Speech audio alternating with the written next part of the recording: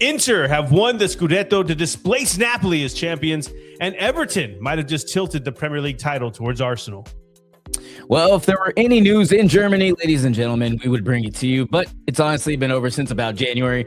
But in Spain, 75% of the field are still not safe from relegation, and we only have 4 weeks left. All of this and more on this episode 132 of the No Business Soccer Podcast News.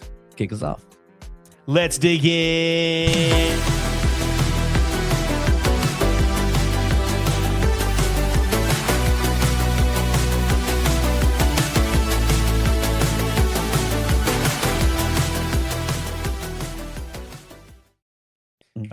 Yes. Welcome back to the No Business Soccer Podcast. I'm your host, Snooze, and we got the full fam here with us. We got Brainiac J-Fam in the back, Danny P on the ones and twos, and of course, everyone's favorite hype man, Vic. What you sipping on, dog?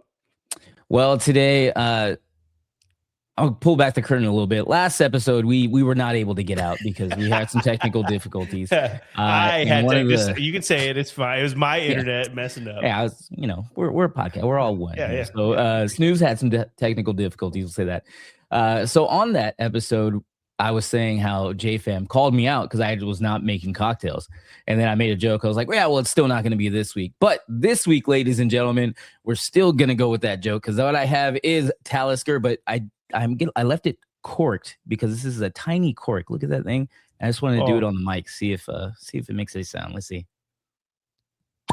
I don't know why that made me so happy right there, but it did. That was great. So yeah, this is a scotch I got while I was in Scotland. Obviously. Hey, by the way, before you take yours, I'm taking wine with you. Hey, that's my boy.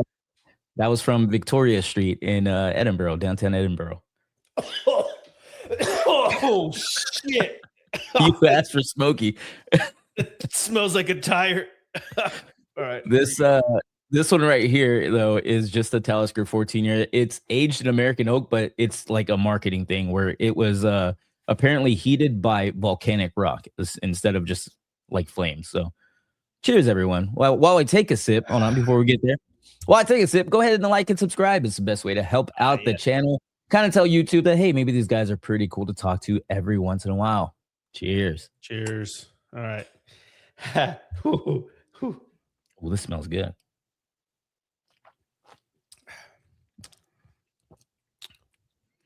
I might be becoming a man. There you go, my boy. Becoming a man. Because that's not gross. I kind of like it. What the heck? I have hated scotch my entire life. Yeah, that's the peatiest one that I could find there. The smokiest one. Wow. And they might find there. But they did finish it in an extra barrel, so it kind of mellowed it out a little bit for you. I might be becoming a man then. Look at that. Had a boy. Whiskey man. Wow, yeah, that smells way more horrible than it actually tastes. Product of Scotland. Cool. Hey, well, we did that. All right. Anyway, today's episode is a Monday, which means that we're doing the European wrap up, or if you prefer, the European reach around. Like that, a little click there. That means we got to cover the Serie A, Bundesliga, La Liga, and the Prem. Full slates of action to get through. Plus, we're going to be looking ahead at the second leg of the semifinals of the European competitions coming up. But before all of that, Vic, we have to jump into boots on the ground here in Austin, Texas for the Austin FC Minute.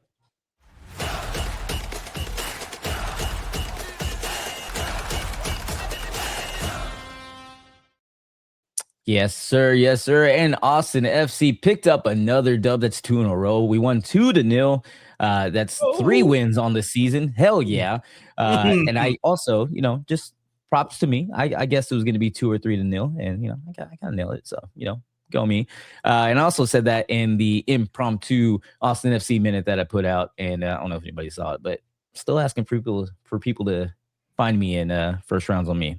One day we'll get there. But I would say we just look better. But the few times that St. Louis had the ball, they did kind of like easily slice through us like pretty quickly, which was pretty worrying. But nevertheless, we do enough to get the win and return. It's a return of 3 of our starters. Brandon Vasquez, Owen Wolf, and Danny Pereira were all subbed in the second half. Danny Pereira also getting an assist just 3 minutes after he got in as a sub. He sent a chip to the back post. Christian Ramirez headed it in, and then later on in the game, Christian Ramirez also assisted Mirtu Uzuni on a curler into the back post. We won 2-0. It was actually really nice to see because Uzuni's always been struggling, but he looked pretty informed this game. He looked like a little. He's always trying hard. He always runs. Like he's always been a runner. It's just not the end product hasn't been there. Yeah, so that's a goal and an assist for Christian Ramirez, who also made MLS Team of the Week. But that's about it. Yeah. Great game. The Lexus Club was great. Your boy was in the Lexus Club. I also didn't. That was on the last one. We did it last time, yeah, because we didn't post it. Yeah, we didn't get to post it, but I did say, our season ticket rep Anna Vasquez, shout out, called me up during the week. Yeah, and she was like, "Hey, would you like to be in the Lexus Club this week?" And I was like, you know what? Send over the contract. Me and the team will take a look at it. Sure enough, we agreed to it, and we're in the Lexus Club for this one. Me and Ruben were there, and dude, it was awesome. We got to do a Lexus Club game, at least one. That was freaking awesome. I told my mom how we were thinking about doing that for my birthday one year and getting a B&B down there, blah blah. And she was like, "Can I come to your party?" I was like, "Yeah, sure, man. Yeah, anytime you want."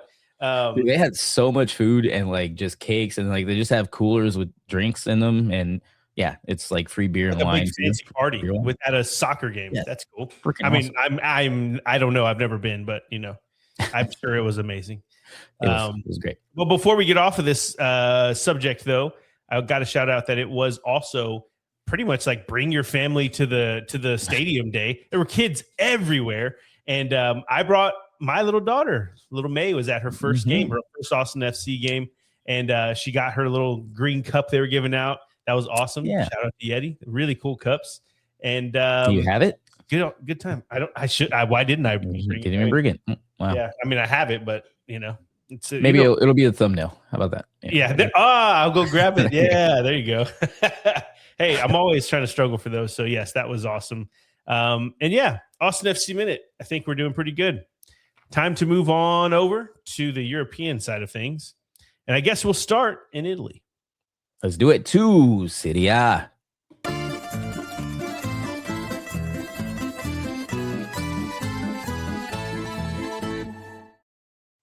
So as you may know by now, or you heard in the intro, Inter Milan have officially clinched the 25-26 Serie A title. So we got a couple of stats around this because it becomes their 21st title, their 21st Scudetto in their history. And they win it in a great fashion, rebounding from finishing as a runner-up to Napoli at the last second in the last day of the season last year. I said a lot of lasts there. Anyway, the other point that I wanted to make that was going around on the internet was that the head coach, Christian Chivu, who's the first-time head coach for Inter this season to replace Simone Inzaghi. If you remember, he went to Saudi Arabia last summer.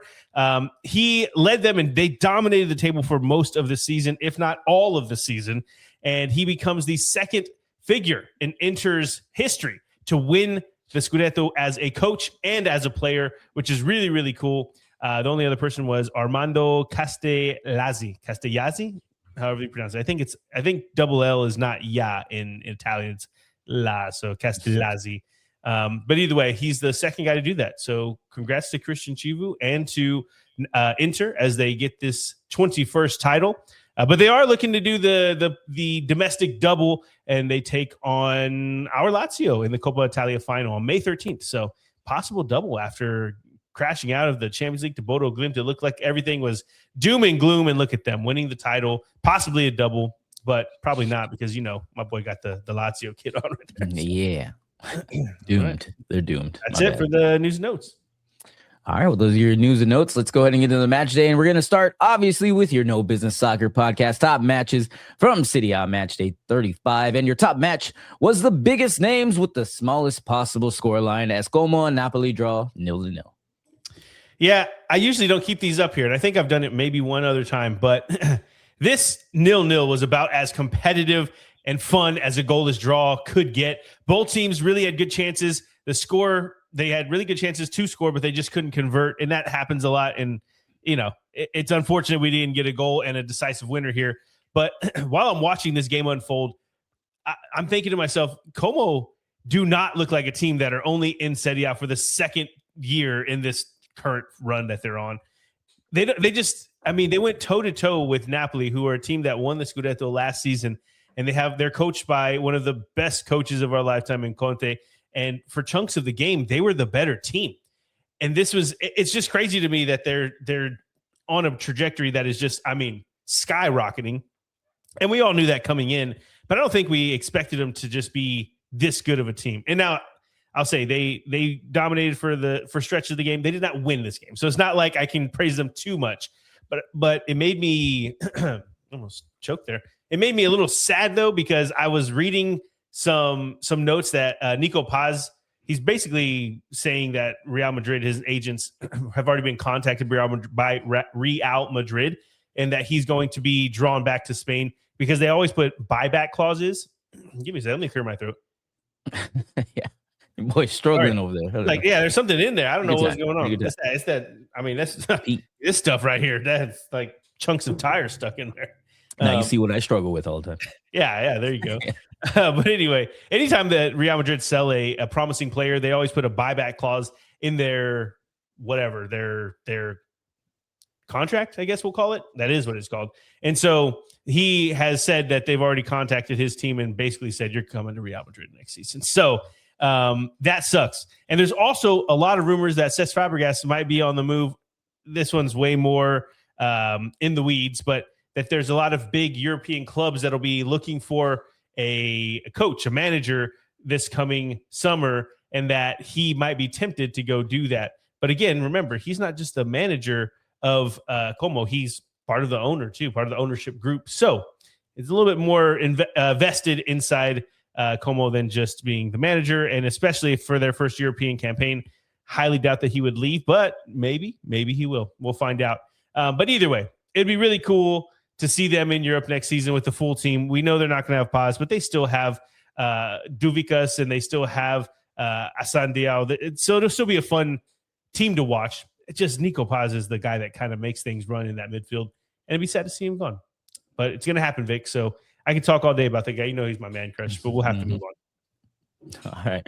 Well, as your top matchup from Serie A match day 35, we'll go ahead and jump into the rest of the match day. And it started on Friday with the Milkman of Lecce securing 3 points and also securing relegation for their opponents, Pisa, with a 2-1 win. Yeah, it was a big night for the Milkmen, who win this relegation 6-pointer and move 4 points clear of Cremonese. This result did confirm Verona's relegation as well as Pisa's, though. So they, stuck it to the bottom two teams while also almost staying up. I mean, Cremonese are not very good right now. We'll talk about them in a second. But Milkmen, looks like we'll be able to continue talking about them for at least one more year. We then move to Saturday as Udinese get a 2-0 win over Torino, but with both teams at mid-table, not really much else to say on this one. Yeah, they end Torino's 4-game unbeaten run, but it just was what's the best way to put it? Dead rubber match, whatever you want to call it. Torino didn't take it as seriously as Udinese did, and Udinese's ending the season looking like they got something to play for.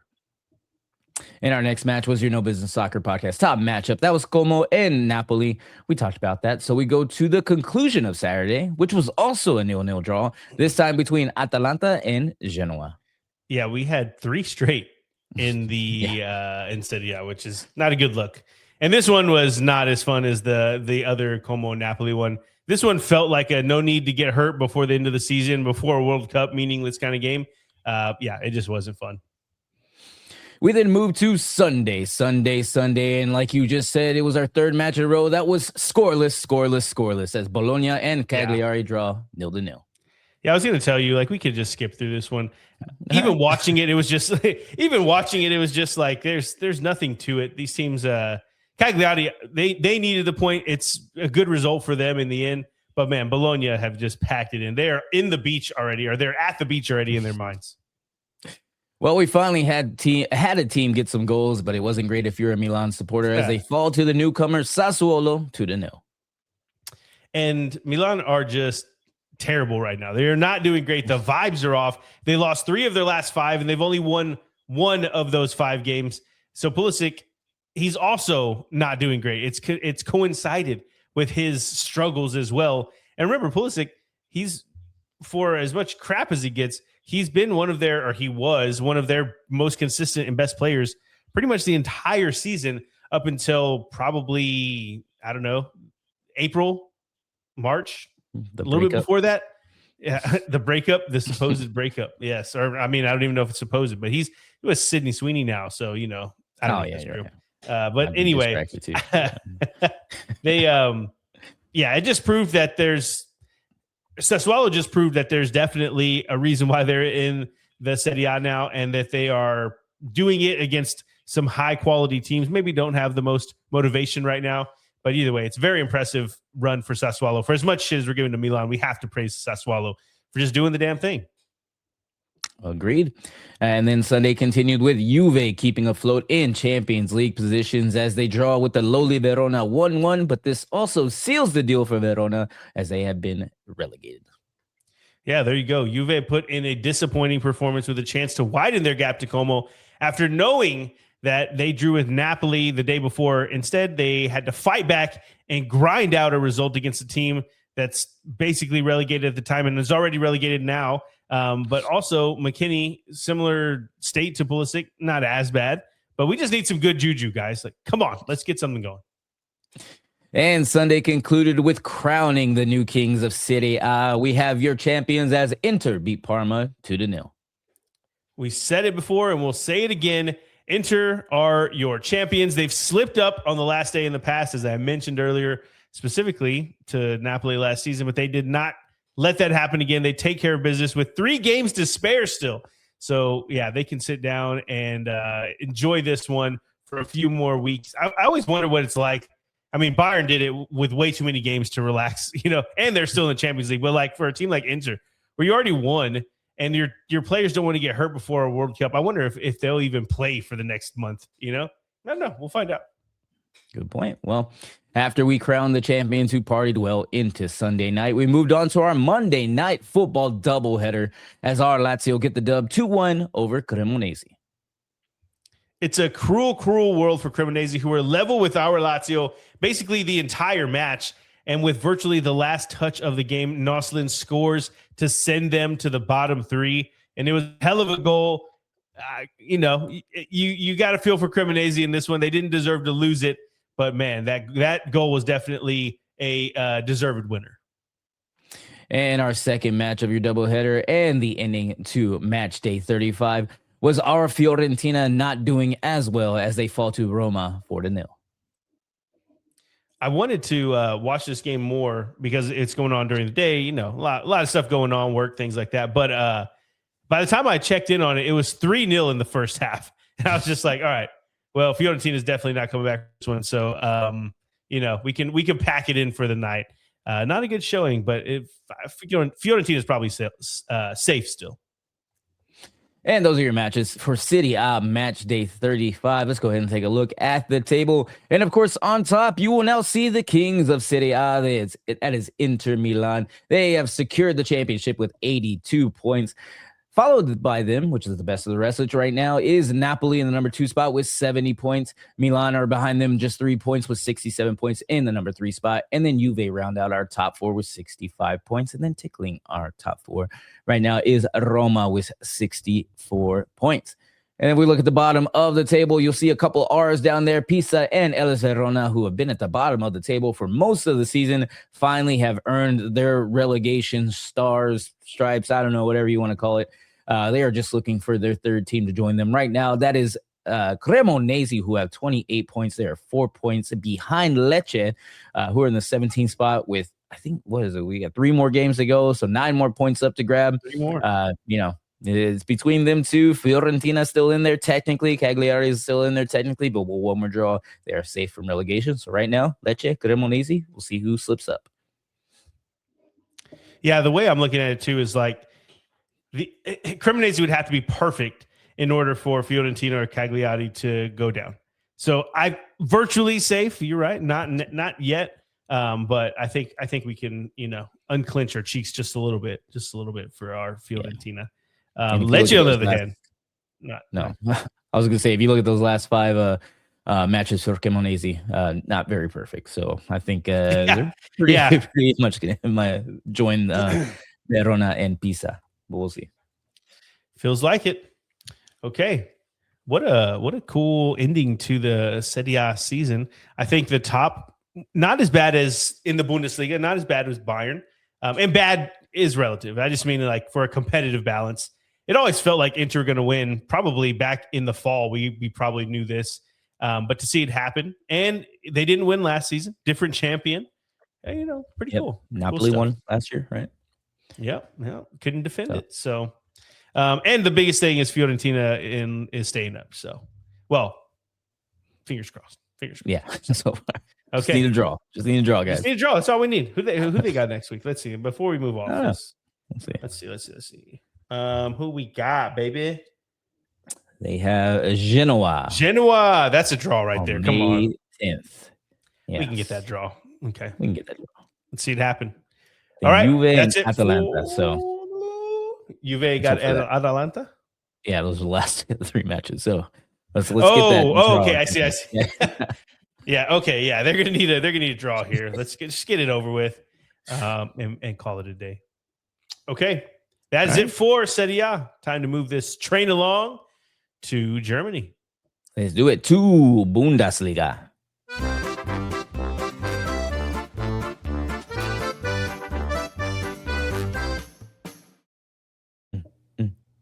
And I apologize. I think I was having some glitchiness. Can you hear me? You see me? I'm good. I can hear you.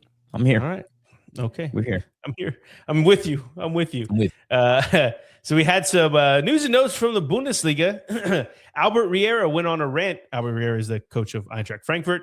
Went on a rant in a pregame presser when he was asked about claims that he and star striker Johnny Burkhart got into a rift over Riera's apparent anger at his body fat percentage.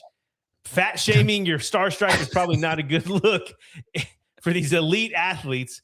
But in that rant, Riera goes on to say that this isn't a bar. This isn't a circus for you to be talking about these types of things and to think that he doesn't have a relationship with his team or that he doesn't have a good relationship with these players is stupid, basically, is what he was getting at. He also ended the rant by saying that he deserves to be more respected for what he's done. And then he goes out and loses the game, and we'll talk about it in a second. So he's almost assuredly not going to be with this team next season. But, man, it is a spectacle. This is not usually how German coaches are. Well, he's not German. He's Spanish, so it's a little different. A little bit of salsa, a little bit of flavor out there. And I don't think the Germans like it too much. I don't think they like it. So that's it for the news and notes. Oh, those are your news and notes for Bundesliga Match Day 32. Let's get into the match day. And, of course, we're starting with your No Business Soccer podcast. Top matches from Bundesliga Match Day 32.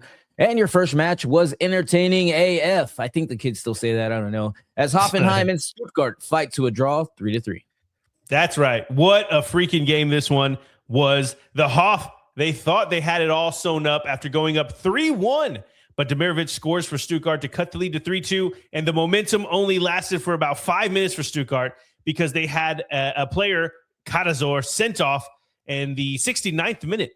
And so at that point, you're down a goal, you're down a man. You really, 20 minutes left, you feel like Hoffenheim are going to be able to put it on them, put the pressure on them, and at least not give up a goal, maybe get one themselves, maybe get 2 themselves. But it just did not happen that way. Stuttgart kept going at them and ultimately break the hearts of the home fans with an equalizing goal deep into stoppage time, and they split the points. It's a great result to come back like that for Stuttgart, but because of the results elsewhere, it also sees them drop out of the top 4, and Hoffenheim is just bad timing, man. They could have, if they would have gotten this win, they could have gotten back into that top 4 and really pressed for the Champions League. And now it's going to be a tighter race.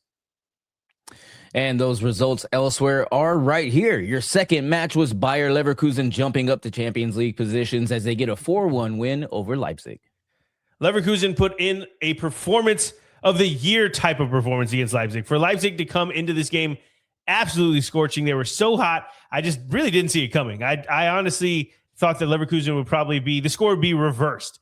but they had no answers. Leipzig had no answers for Leverkusen's attack. And with the win, Leverkusen get past Stuttgart and into the top 4. And now we'll see in the table in a second.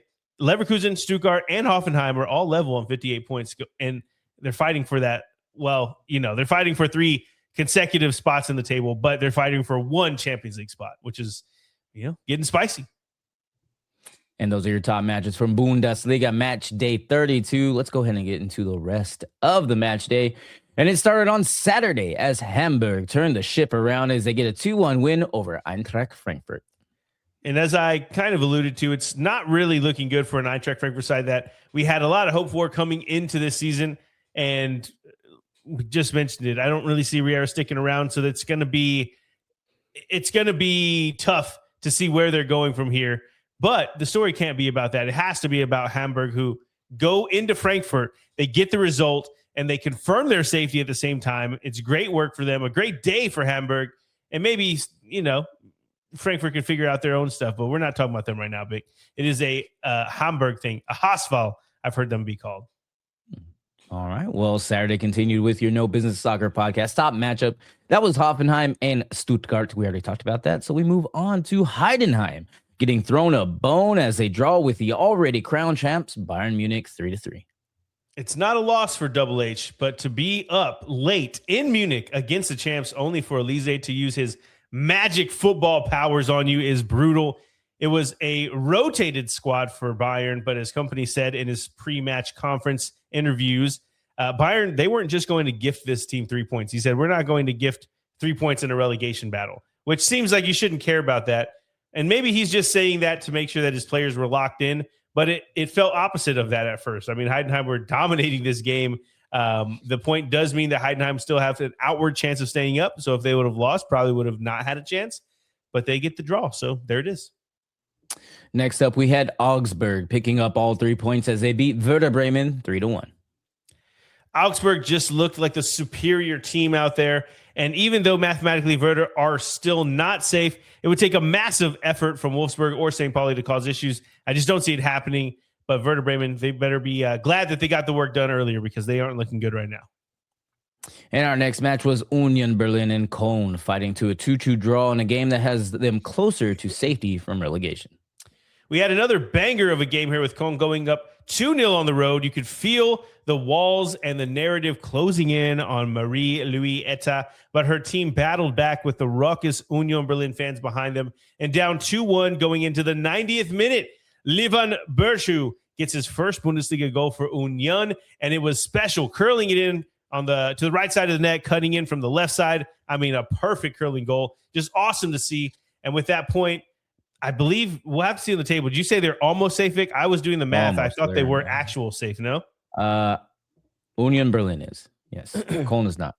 Oh, okay. Yes, that's who I was talking about. Okay, so with the actual or with the point there, Union Berlin are safe.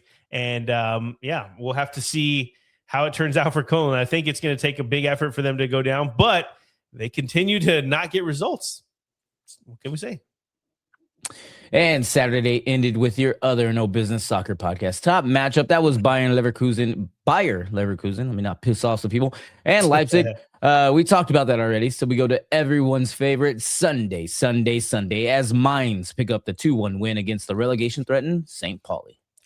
And it was really just a comically bad from St. Pauli right now. It's just they had no idea how they're going to stay up if they continue to play how they did. The first goal, if you watch the highlights of it, you'll probably see the first goal. I hope it shows the build up to it. I mean, it's basically just a bad pass and dude doesn't know guys behind him. He gets pocket picked and they're just onto the goal right away. I mean, and this stuff is just happening over and over. Sloppy football for the last couple of games, and they've seen themselves slip from fighting out of the relegation zone to being, right there in the conversation for getting out to being right back in it. And man, Mainz though, they really put it to them. They could have put more goals past them, but 3 points will do either way. And then Sunday continued with Borussia Mönchengladbach proving to be the superior Borussia as they beat Borussia Dortmund 1-0.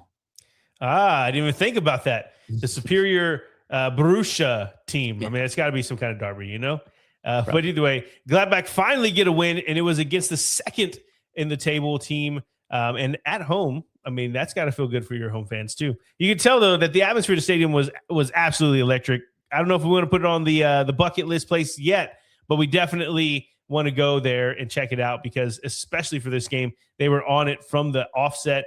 And it just means that Dortmund have now lost 3 of their last 4 and are pretty much, like we said, for a couple other teams, they're at the beach in their mind. And match day 32 ended from a battle of Baruchas to a battle of the Bergs. And this one ends in a draw as Freiburg and Wolfsburg draw 1-1. Wolfsburg's run to safety continues. As we mentioned earlier, they pushed past St. Pauli in the table. Freiburg have been a great side and still move past Eintracht Frankfurt with a point to get back into the European places next season for now. And of course, they could still win the Europa League outright, and that would be really cool. They'd be in the Champions League. But I think we all counted Wolfsburg out, and right now they are still in it. They're still in the fight. We'll see if they can get it done. And those are your matches for Bundesliga match day 32. Let's go ahead and take a look at the table. Not much really at the top. I mean, it's been Bayern Munich's season since, again, like from the opening, probably about January. Week 1, maybe. Yeah. But the best of the rest, Borussia Dortmund, they have 67 points in the number 2 spot. RB Leipzig are right behind them with 62 points. Well, 5 points isn't really right behind them, but, still behind them in the number 3 spot. And then we have a new number 4, Bayer Leverkusen jump. Stuttgart and Hoffenheim, who are both tied, or all 3 are tied with 58 points apiece in the 4th, 5th, and 6th spot, respectively. So that battle for the last Champions League spot is going to be awesome these next 2 weeks. And do they finish out before? Yeah, they do finish out before the. I think it's World a Cup. week or yeah. Wait, Or what do you mean? Have one more week? What do you mean? World Cup break. The World Cup break, right? They finished before. Yeah, they do. Never mind. I don't know what you're asking right now. I'm thinking MLS. We're a terrible season. I don't know why we do that stuff. There's no World Cup break. It's completely after their seasons in Europe. Yeah, I was like, the season ends in 2 weeks. Yes, stupid. Don't worry. Sorry. Stupid American. My bad. Let's go ahead and get a look at the bottom of the table and get the attention off me as Heidenheim. They're on the bottom. They're in the 18th spot with 23 points, still fighting for their life in pretty impressive form to close out the season. They are following St. Pauli, who have 26 points. They're just 3 points ahead of them. And then Wolfsburg have that final playoff relegation spot with 26 points as well. It's pretty much between them. And as you can see, Köln and Werder Bremen both have 32 points, not mathematically eliminated or mathematically out of the relegation, but they just need one more draw to get out of that relegation battle. But yeah, fun times at the bottom there for let's see, almost everyone. Let's see who they'd be facing. Wolfsburg, because 2 teams get promoted. No, it's 3. How does it work? Let's see. 3. I know. I'm trying to think. So it's 2 get promoted, and then it could be 3 if they win the playoff battle. So as it stands, Wolfsburg would be playing Hanover 96. Cool. Hanover. Haven't seen them in the Bundesliga for a bit. Looks like Schalke has already won the Bundesliga 2, which is really cool because Schalke is with blue blood. They should be in the Bundesliga. Followed by Elversberg, who lost the playoff to Heidenheim last summer. So that's why Heidenheim is still in. They'll be in. It looks like they'll be in. Oh, no, that's only a point. Ooh, how many games? Is the season over? Hold on. I should have looked this up. No, there's 2 games left. 2 games left. Schalke already won. Elversberg and Hanover are right there neck and neck, a point apiece. But underneath them, Paderborn, Darmstadt, Hertha Berlin. A lot of teams that we've seen regularly in the Bundesliga for a bit. So anyway, just curious to see who else were you playing. Hanover's shield looks like a gas station. It really does. Every time I see it, like you're driving on the highway and you're like, oh yeah, there's a 96 or there's a Hanover 96. Yeah, we got a Hanover's over here, or a Hanover, or a NASCAR, like NASCAR numbers. Yes, a NASCAR number. Anyway, that's hilarious. No, that's good stuff. I can't remember if it was Paderborn or Darmstadt. They're both in the Bundesliga at the same time a few years back. But one of them has straight up looks like a small high school or middle school stadium. Like it is incredibly small. So that'd be cool to see the teams play there again. I can't remember which one it was though. So anyway, okay, enough of the Bundesliga. Time to move on. This train is chugging along all the way to Spain. Let's do it to La Liga.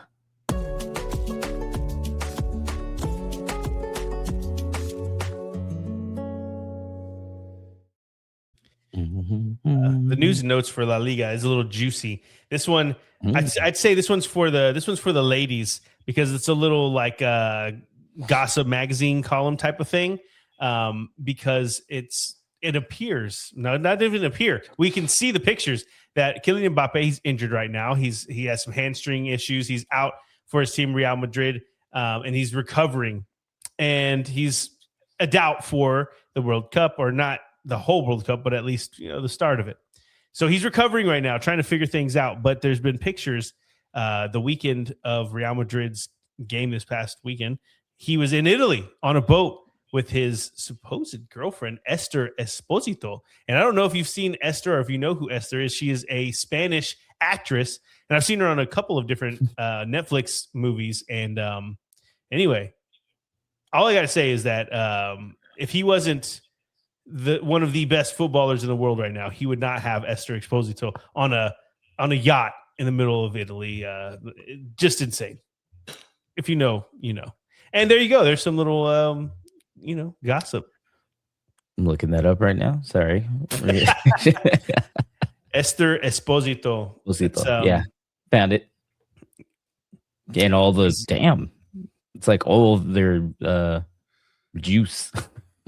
You said juicy. What It's like all the scandals. All I see is yes. Esther. Yeah, that's the biggest notes and news from. And it's funny. I always do my research for the show, like trying to figure out, what am I going to put for the news and notes around the leagues and everything. And I saw this without even looking for it. Like it just popped up on my feed. So it's a big deal. But in a more footballing sense, though, people are upset with Kylian because they say he doesn't care about Real Madrid because he's not going through and being with the team and blah, blah. And I'm like, dude, if he's not going to play for them anymore, he's going to be at the World Cup. Let him go be with this model actress, Esther Esposito, on a freaking yacht in Cagliari. I mean, leave this guy alone. Golly. Yeah. Anyway. Like any of you would say no to that. Oh, Lord. Woo! Anyway. That's my girl. Well, is that it? We're good? You got anything else? Or is that the biggest thing ever? No, that's right it. Now? That's the biggest thing ever in Spanish football right now. All right. Well, those are your top news and notes for La Liga Match Day 34. Let's get into the actual football and match day. And of course, we start with your No Business Soccer podcast. Top matches for La Liga Match Day 34. Your top matches: Mallorca fighting out of relegation with a 1-0 win over Girona. One more thing on Esther Esposito. I wish I could remember that show. No, I'm sorry. I mean, I'm a big fan. I'm a big fan. No, I'm a big fan. There's a Netflix show, and I want to shout her out because it was the first time I'd seen her. I'd seen her, and it was actually a really good show. What did it have to do with? No, it was like they were like jewel thieves or something. Anyway, someone has to die. Oh, she was in Alguien Tiene Que Morir. I didn't know she was that. I remember seeing that. I had to watch that for my Spanish class, actually. That's funny.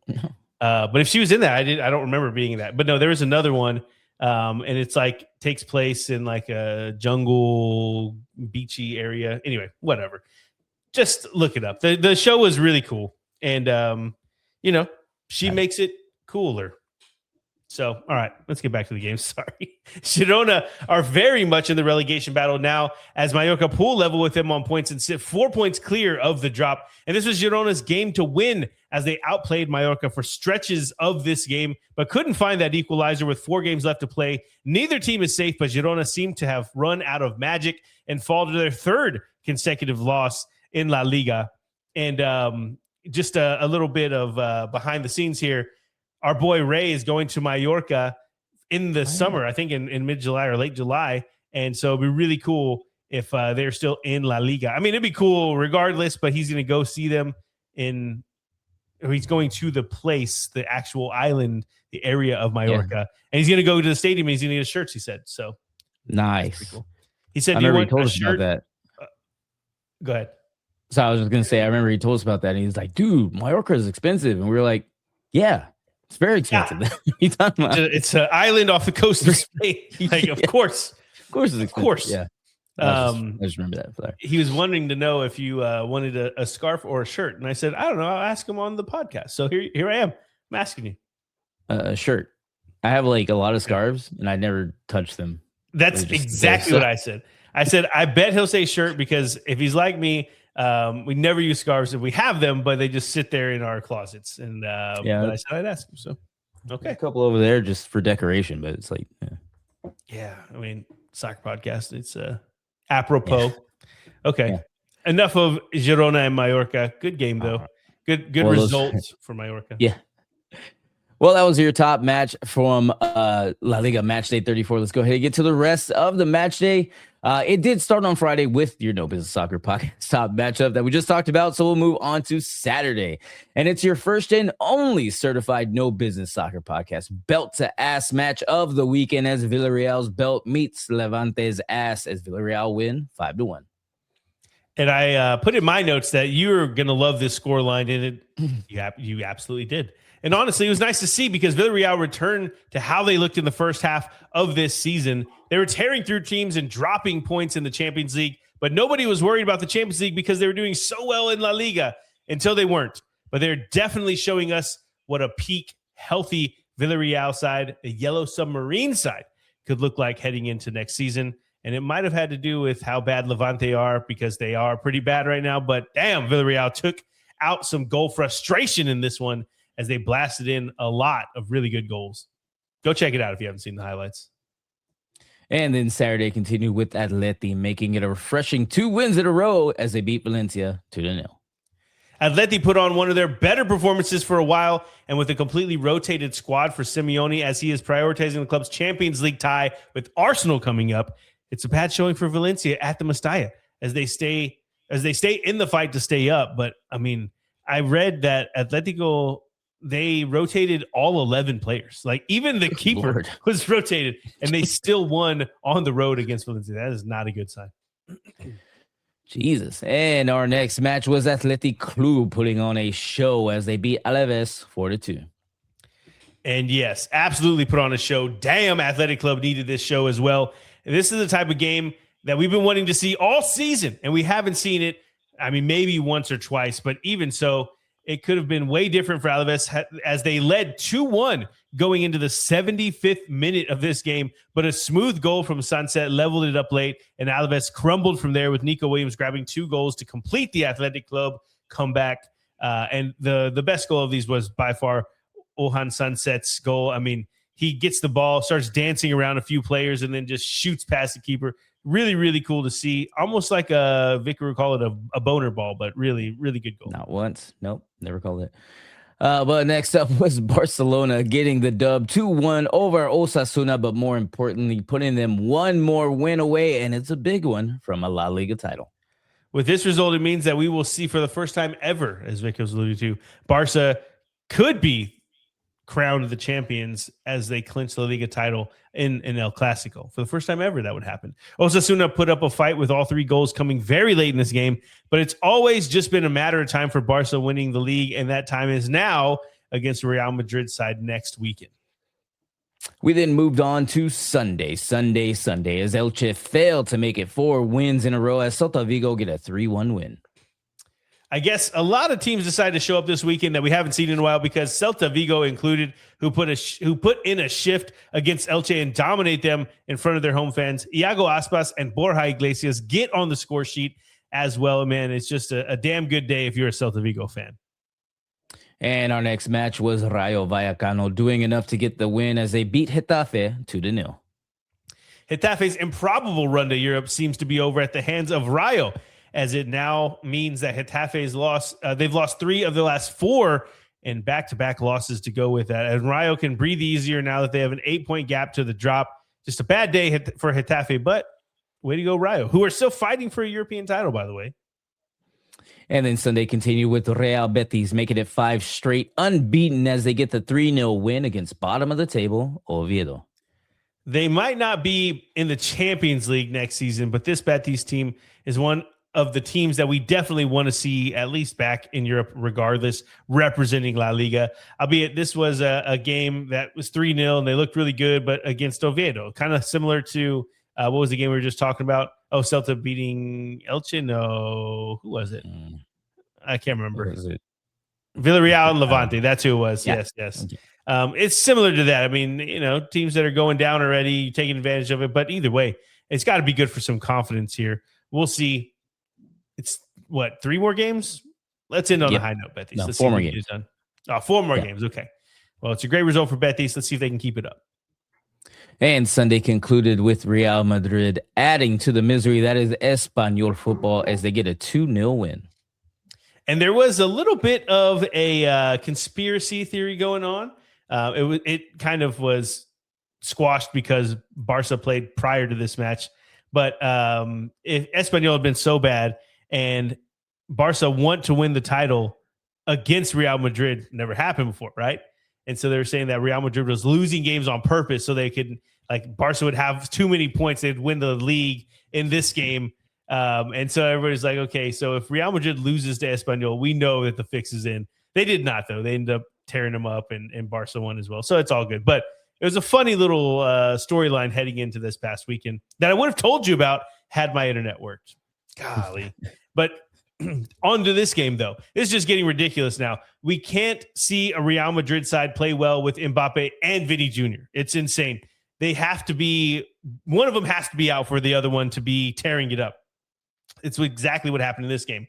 We just mentioned how Mbappe is, hanging out in Italy with a very talented and beautiful actress named Esther Esposito. And Vinny Jr. Did I say Vinny Jr. or say Mbappe? Did I say that wrong? I didn't. No. I don't remember now that you said it again. That Vinny Jr., though, he's out here grinding it out on the field, and he was a one-man wrecking crew. He's really got to be serious discussions with whoever takes over this team next, because it's definitely not going to be Arbeloa, because why can't this team play with both of them on the pitch? It's insane. But Vinny puts in a shift. He looked incredible out there. Both of his goals were awesome. He looked like the Vinny of old, I guess. But, it's not like he's old. But you get my point. The classic Vinny who's taking over games and, doesn't have to play with Mbappe, who's taking a spotlight, I guess. It's just a weird one, man. I don't know how to explain it. But either way, they better get their shit together, because they definitely don't want to lose the title. They're probably going to lose the title regardless, but they don't want to lose it against Barca next weekend.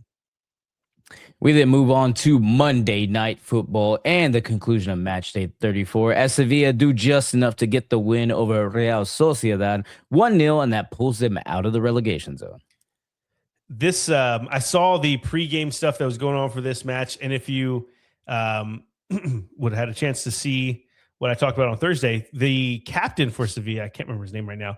He was the team was surrounded by the bus was surrounded by fans, and the team was on the bus, and he comes out and he starts talking to the fans from this bus, and he's telling them that it's impossible for Sevilla to go down, and we're going to give it our all. And we're going to fight with everything we have. And the whole crowd was just around the bus, just chanting, and it looked like a movie, and it just gives you those chills, the goosebumps. Like, damn, they're really about to do this. And then I saw that Real Sociedad were on the schedule. I'm like, that sucks for them, because Real Sociedad, they ain't losing this one. But the crowd showed up. They had a tifo. They were throwing red and white tissue all over the place. It was just an amazing, amazing scene in Seville for this match. And Sevilla get the win. I mean, that's what the momentum and a crowd can do when they're behind you. And those are your matches for La Liga match day 34. Let's go ahead and take a refresher of the table. And on top, you'll still see Barcelona. They have 88 points. They are 11 points clear of Real Madrid, who go into El Clasico next week. And of course, again, like we've said many, many times, Barcelona with the win will get the championship. Is it in Madrid or is it in Barca? It's at Barca. It's in the Camp Nou. That would be even worse if it was in Madrid. I'm pretty sure you're making me. I'll double check. Check real quick, but I'll finish top four. Villarreal are earning number 3 spot with 68 points, and then rounding out our top 4 is Atleti with 63 points. Where's that game at? It is at the Camp Nou. Yeah, so it's at Barca. Nice. And then tickling our top four, going from Barcelona to tickling top four, Real Betis with 53 points, but they are 10 points behind Atleti who are in the number 4 spot. But let's take a look at the bottom of the table. And honestly, it's pretty much the rest because we have Real Oviedo who have 28 points. They are almost secure if there weren't 12 points still up for grabs to be relegated. But the rest of the field pretty much is not, as Levante have 33 points, and then Alaves have 36 points in the 18th spot. But as you can see, not mathematically been eliminated all the way from number 6. Technically, if everything went absolutely terribly, actually, this might not be true because I'm sure people draw like you have to draw or something like that. But everything went terribly for Celta Vigo. They could be relegated, and there's a 6th spot right now with 4 games left, which is fighting insane. for Europe, and crazy, absolutely crazy. So, it's a pretty intense scene on the relegation side of La Liga because Celta Vigo is 47 points and relegation is literally just 11 points behind them. That's crazy.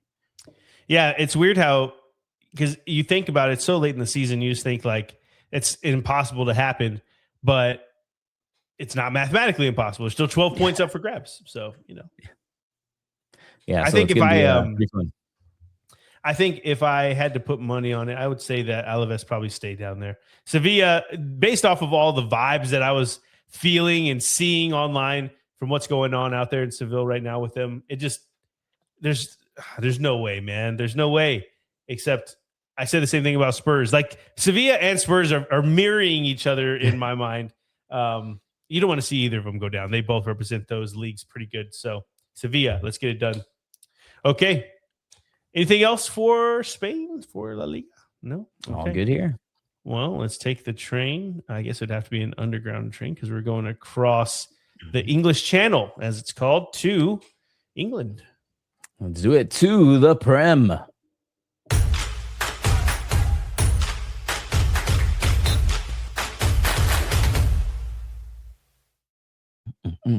Man, this no big news in notes this time around, but I will say this match day was incredible. Like there was so many storylines, so many things happened, not just because I'm a Spurs fan, but like just up and down, great games.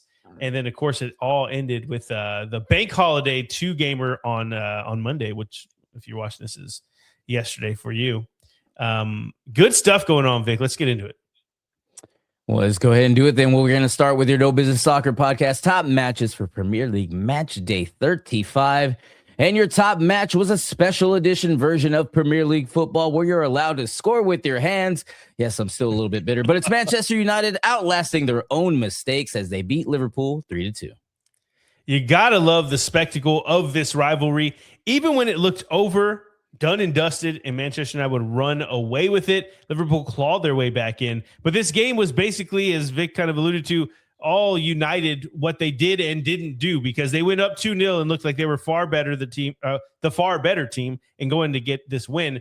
But then 2 horrible defensive mistakes lead directly to 2 goals for Liverpool, and things were level against the run of play. But the Manchester United Academy product, Kobe Mainoo, gets the late goal to take the lead and send the theater of dreams into rapture. Imagine him growing up, hating Liverpool, and then getting a goal like that. Vic, can you imagine that? I mean, it's cool stuff for him. So great stuff for Kobe Mainoo.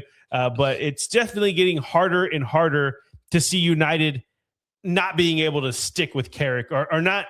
Them moving off of Carrick is going to be much harder now that he's starting to win these games again. And I know there's a lot to say about having more competitions and actually having to coach through an off season and a full season at that. But man, how could you tell this guy no at this point? He's flipped everything around in 5 months. Different story for Slavic? You tell me. I don't know. He makes the Champions League. He'd probably stick around another season. I mean, I think they already said that he was going to stick around, but whatever happens. Historically, I guess the news around that would be that the likely manager, if Slot were to be let go, would be Xabi Alonso, who Liverpool legend. But the chances of him still being there if they hold on to Slot going into the summer is slim to none. I mean, he's definitely going to get one of the bigger jobs around Europe, and we'll see how it turns out. But I mean, you can't sack Slot. He won the league, and he keeps getting deeper and deeper in the Champions League. He's going to be in the top 4 of the Prem. Like, there's no way you look at that record, that resume, in 2 seasons in the Prem and be like, oh yeah, not good. Get him out of here. No way. He also spent like $4 trillion, and then it was our first trophyless season since 2021. But who knows? Okay, he didn't get anything the first year though, which actually doesn't help his case for being good, because you could say that it was Klopp's team. Yeah, so yeah, whatever. It's up against him. Rocking a hard place. Okay. Yeah. Again, not a Liverpool podcast, but if you guys want to talk about it more, let me know down in the comments. We can talk about it. But let's go ahead and move on to the rest of the match day. And it started on Friday as Leeds continue their impressive run of form as they beat the already relegated Burnley 3-1. Hey, that's tough to say. Leeds probably felt that they were just a point or 2 away from safety, and they beat the brakes off an already relegated managerless Burnley side. But with Spurs and Forest also getting results, they aren't in the clear yet. Even if it's highly unlikely that they go down at this point, still can't unclench them cheeks all the way, Vic. We then moved to Saturday as Brentford handled West Ham with a 3-0 win, and you could hear the sighs of relief from Spurs fans everywhere. That's right. The Hammers were hammered. Yeah, how about that? Probably deserved to at least get a draw in this game, though. West Ham, they were good. I don't want to say they were terrible. You see the score, and you think that they probably got blown out, and they just looked shitty. They didn't. There's a lot of bad luck, and they could have scored many of the chances. They had a few coming off the post. A few decisions didn't go their way, and they went the way of the Bees. But it's still horribly bad timing for this type of result because Brentford, they hadn't won in 7 Premier League games. So to lose a game 3-0 to a team that hadn't won in 7, despite where they are in the table, not a good look. And now that Spurs and Forest are getting results elsewhere, it just leaves West Ham in the bottom 3 and just not looking good for them. But, as a Spurs fan, it's not over yet. And your next match was your No Business Soccer podcast. Yeah, okay, match as Wolverhampton and Sunderland draw 1-1. Yeah, okay. Yeah, I could have just put that. Yeah, okay, and just been done with it. What I did put, though, Sunderland they've been really impressive their first season back in the Prem, and they are kind of coasting now. They're not really too worried about it, because if you're safe but you're not getting into Europe, what's there really to push and play for? Sunderland just been understandably comfortable, and they've put in the work. They've done it. They're staying up, and not even that. They're looking to next season, possibly progressing and trying to get into the top 7 or 8 or whatever it is. Half the freaking league is going to get into Europe next season. So good job. Say that. And next up was Newcastle stopping their skid with a 3-1 win against Brighton. And speaking of needing results, Newcastle stopped their 4-game winning streak, their 4-game losing streak against Brighton side that were coming in hot, and they were playing to get into Europe. Newcastle turned it on when they needed it the most, and St. James's Park was going absolutely insane. It's a result for the tune that was really overdue and against a really good opponent in Brighton, so you knew something was up. And there was news that the Saudi owners, I believe it is Saudi Arabian owners, that took over or bought out Newcastle were in the building. They were having meetings with the coach Eddie Howe to see if he was going to be sticking. And there's just a lot of not good stuff that you want. It's never good whenever your boss is coming to town. And then they put on this type of performance. So, hey, good timing. And Saturday ended with Arsenal reminding everyone who was in the top spot with a 3-0 win against Fulham. It was the first time in 10 games in all competitions that Arsenal have scored more than 1 goal in a single match, and they keep the pressure on City as they extend the points gap to 6 at the time that they concluded this match. You thought that maybe Fulham would have something left to give still, but no, they do not. And that gap has shortened a little bit, but not by much. We'll talk about it in a sec. We then moved on to everyone's favorite Sunday as Bournemouth get 3 points against Crystal Palace and stay in European competition places. Bournemouth get an easy win to move into sixth spot in the table after Glasner rotated his Palace side with the semifinal of the Conference League in mind. With the form that Chelsea is in, though, the Cherries and the Bees might be unlikely European representatives for the Prem, and that'd be really cool. And then Sunday continued with your No Business Soccer podcast top handball, matchup. That was Manchester United and Liverpool. We already talked about that. So we moved on to Tottenham, doing enough to get a 2-1 win against Aston Villa and a huge step to staying in the Prem. Just to clarify, are you talking about the Sesko goal? Yeah, you know where he put it in the hand, It is funny because I saw the game, like the what's it called, elongated highlight or whatever, the one that goes into more detail after seeing the score, and I listened to a podcast where they were talking about how they were getting back into the groove and that they were getting Sesko back into his groove. He's scoring goals again and blah, blah. So I'm like, damn, he must have scored a nice goal in this game. And then I watched the highlights and I was like, wait, he got pushed into that. I don't even think he knew that he scored that until he looked back and saw the ball. Yes, I did say elongated. Okay. Yeah. I like them elongated. Okay. I don't like the little short ones. We're talking about these highlight packages. I gotta find out what they're really called. Extended. They're extended highlights. Extended, not elongated. It happens. That's funny. English is my second language, so don't make fun of me here. Anyway, just wanted to call that out. What were we at? Your Hotspurs. Your Hotspurs. Oh yeah. Tottenham Hotspur. This game was amazing. First off, Villa rotated their squad and got completely outplayed by Spurs, which is not something that we've said that many times this season. I mean, if not for the past couple of seasons. Unai Emery spoke about the game as if it were important to win it and keep that winning mentality in the team. But in reality, he chose to punt on the result, and Spurs looked better than they have all season, and they took advantage of a squad that Villa just wasn't prepared to win with. It was also a clash at the wrong time. I guess wrong place, wrong time for Villa. And it was opposite for Spurs. With the result for Spurs, they jumped past West Ham and out of the relegation zone. I was very excited because Forest had a tough matchup, but they didn't end up getting that win. But either way, it's awesome to be able to see this win and praise Spurs for playing better.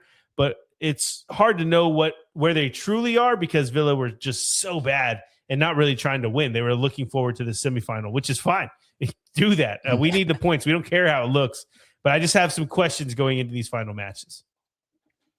We then move to your Monday Night Football doubleheader. As you just alluded to, Nottingham Forest get an impressive 3-1 win on the road against Chelsea. Yeah, 2 games on a Monday, and it's a bank holiday is what they call it in England. And this game started at 9 a.m. like it was a Saturday. It was crazy, or of Sunday. Just at work getting notifications that there was goals going in for Forest already. Like, what? Why is it on right now? I guess that's what they do on their bank holidays. But it was also a heavily rotated Nottingham Forest side who destroyed Chelsea at Stamford Bridge, nonetheless. Aston Villa, who they play in the Europa League semifinals, rotated their squad at home against Spurs and couldn't get a result, as we just mentioned. But Forest at Stamford Bridge, they rotate their squad, and they're playing Aston Villa, and they still get a 3-0 win against a distraught and confused Chelsea side. I don't know any other names in things we can describe them, Vic. It's just not good right now. They sack their manager. They get to the FA Cup final, and look at them. They can't do anything right now. But the Chelsea goal, you see, it's 3-1. It was a stoppage time consolation goal, and João Pedro gets one back. But it was all Forest all day. The players have really just given up at this point for Chelsea, and it's very, very plain to see. And it means that Forest stays 6 points clear of the drop above West Ham right now, not Spurs. So that's good. And the second match of your doubleheader, your Monday night doubleheader, and the ending to your match day 35 was Everton pissing the league off as they grab a point with Man City with a 3-3 draw. Yeah, what the hell, man? It's like, just don't do that. It's bad for a Spurs point of view for so many reasons, actually mainly 2. One, because you're giving Arsenal the chance to win the title because now City are 5 points back with only 1 game in hand.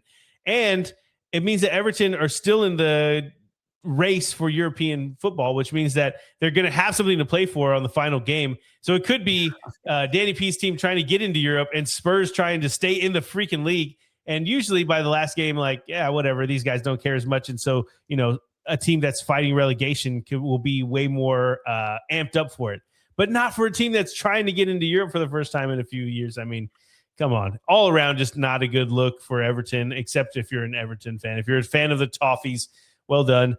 But overall, just a really good game in general to see Man City go up a goal. And then I thought Everton should have been down a man, but who am I to say?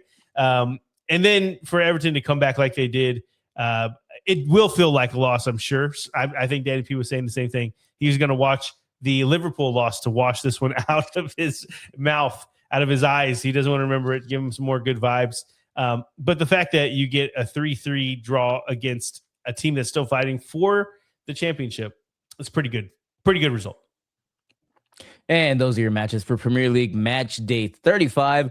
Let's go ahead and take a look at the table. As you can still see, Arsenal are your number ones. They have 76 points.